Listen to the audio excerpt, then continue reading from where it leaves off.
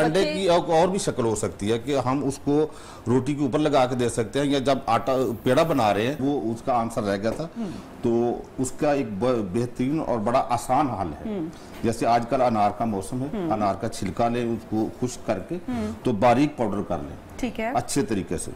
तो उसकी बिल्कुल छोटी मिकदार, यानी 1 से 2 ग्राम तक छोटे बच्चों में, जो 6 माह 7 माह 8 माह के या 1 साल तक के हैं, उसको दिन में 2 से 3 दफा देने से उसके मोशन भी रुक जाएंगे, और यानी कि जो ज्यादा इसहाल या दस्त की शक्ल है, और उसके साथ जो बलगम आ रही है, वो भी इंशाल्लाह 2 से 3 दिन इस्तेमाल करने से ठीक हो जाएगा। लेकिन इसमें हमने ये शेड्यूल की तो बात की कि हम कैसे उसको देखते हैं।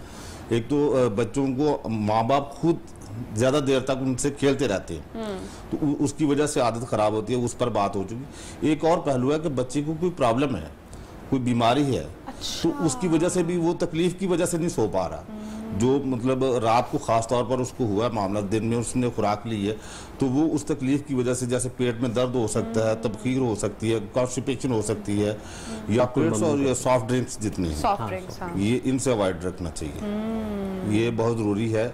जितनी हम इस तरह की चीज़ें लेते हैं, उतना ही ज़्यादा वो एक्टिव रहते हैं।